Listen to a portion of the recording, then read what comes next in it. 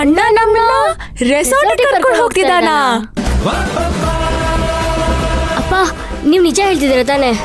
ನಿಜಾನೇ ಹೇಳ್ತಾ ಇದ್ದೀನಮ್ಮ. ನಮ್ ಶ್ರೀಮಂತಾನೆ ನಿಮ್ಗೆಲ್ರಿಗೂ ರೆಸಾರ್ಟ್ ಬುಕ್ ಮಾಡಿದಾನೆ. ನಾಳೆ ನೀವೆಲ್ಲ ರೆಸಾರ್ಟ್ಗೆ ಹೋಗ್ತಾ ಇದ್ದೀರಾ. ಅಪ್ಪ ಅಪ್ಪ ಏನ್ ಹೇಳಿದ್ರಿ ನೀವು? ಅಲ್ಲ ನಂಗೆ ಇದೆಲ್ಲ ಸತ್ಯಕ್ಕೆ ದೂರವಾಗಿರೋ ಮಾತು ಅನಿಸ್ತಿದೆ. ಅಥವಾ ನಾನು ಕೇಳಿಸ್ಕೊಂಡಿರೋದೇ ತಪ್ಪಾಗಿತ್ತಾ ಅಂತ. ವಿಭಾ ಜಾನ್ವಿ, ಅಲ್ಲ ಅಣ್ಣ ನಮ್ಮನ್ನ ರೆಸಾರ್ಟ್ ಕರ್ಕೊಂಡು ಹೋಗ್ತಿದ್ದಾನ? ಲೋ ಸಮರ್ಥ, ನೀನ್ ಕೇಳಿಸ್ಕೊಂಡಿದ್ರಲ್ಲಿ ಏನು ತಪ್ಪಿಲ್ಲಪ್ಪ. ಹೌದು, ನೀನ್ ಕೇಳಿಸ್ಕೊಂಡಿರೋದ್ರಲ್ಲಿ ಏನು ತಪ್ಪಿಲ್ಲ. ಆದ್ರೆ ನೀನ್ ಯೋಚನೆ ಮಾಡೋ ರೀತಿಲಿ ತಪ್ಪಿದೆ. ಪ್ರತಿ ತಿಂಗಳು ಮನೆ ಖರ್ಚು ವೆಚ್ಚ ಎಲ್ಲ ನಾನೇ ನೋಡ್ಕೊತಾ ಇದ್ದೀನಿ. ಅದರಲ್ಲೇನಾದ್ರೂ ತಪ್ಪಿದೆ ಅಂತ ಹುಡುಕ್ಬೇಕಾಗಿತ್ತು. ದೊಡ್ಡೋರೇನಾದ್ರೂ ಹೇಳ್ತಿದಾರಂದ್ರೆ ಅದನ್ನ ಪೂರ್ತಿ ಕೇಳಿಸ್ಕೊಂಡು ಆಮೇಲೆ ಮಾತಾಡಬೇಕು. ಅಂತ ಒಳ್ಳೆ ಬುದ್ಧಿ ನಿನಗೆಲ್ಲಿದೆ ಬಿಡು. ಹೋಗ್ಲಿ ಬಿಡು ಮೊಮ್ಮಗ್ನೆ. ಹೌದು, ನಾಳೆ ಏನು ವಿಶೇಷ ಶ್ರೀಮಂತು? ಎಲ್ರನ್ನೂ ಎಲ್ಲೋ ಕರ್ಕೊಂಡು ಹೋಗ್ತಿದ್ಯಂತೆ? ಹೌದು, ತುಂಬ ದಿನದಿಂದ ಎಲ್ಲರೂ ಅದು ಇದು ಅಂತ ಮದುವೆ ಕೆಲಸದಲ್ಲಿ ಬ್ಯುಸಿ ಆಗಿದ್ದೀವಿ. ಅದಕ್ಕೆ ಒಂದು ಚೇಂಜ್ ಇರಲಿ ಅಂತ ಜಾನ್ವಿ ವಿಭಾ ಸಮರ್ಥನೆಲ್ಲ ರೆಸಾರ್ಟಿಗೆ ಕರ್ಕೊಂಡು ಹೋಗೋಣ ಅನ್ಕೊಂಡಿದ್ದೀನಿ.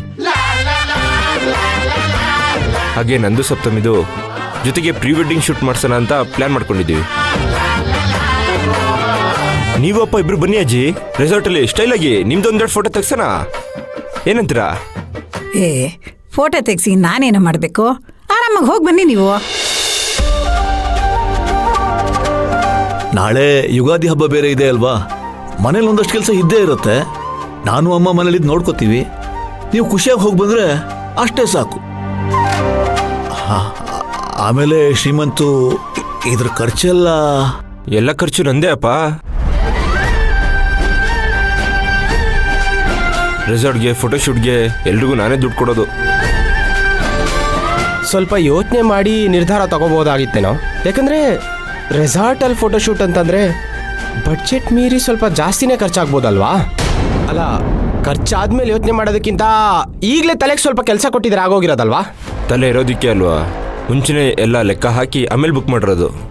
ಅಲ್ಲ ಅಣ್ಣ, ನಾನೇನೋ ನಿನ್ನೊಳ್ಳೆದಕ್ಕೆ ಹೇಳಿದ್ರೆ ನೀನು ನನ್ನ ಮೇಲೆ ಎಗರಾಡ್ತಿದ್ಯಲ್ಲ. ನಿನಗೆ ಯಾಕೆ ಖರ್ಚಿನ ಬಗ್ಗೆ ತಲೆ ಬಿಸಿ? ನಿನ್ನೇನಾದ್ರು ದುಡ್ಡು ಕೊಡು ಅಂತ ನಾನು ಕೇಳಿದ್ದೀನ?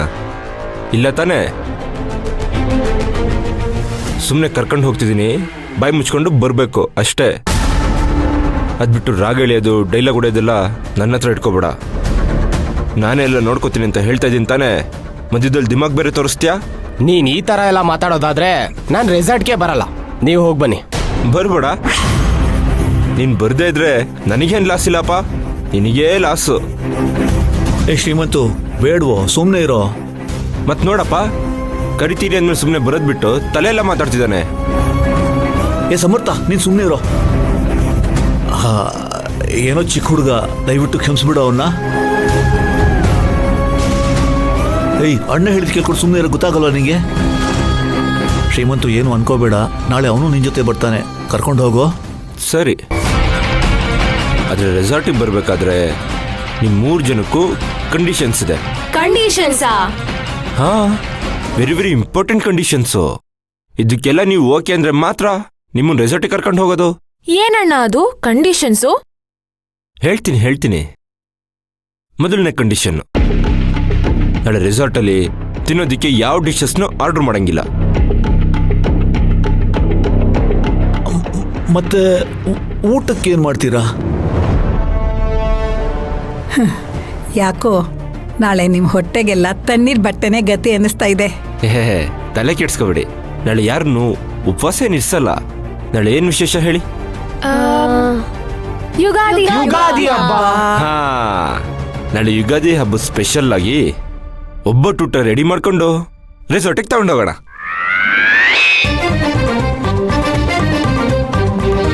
ಆಗ ನಮ್ ಖರ್ಚು ಮಿಕ್ಕುತ್ತೆ, ಮನೆ ಊಟನೂ ಮಾಡ್ದಂಗಾಗುತ್ತೆ. ಏನಂತೀರ ಎಲ್ರು?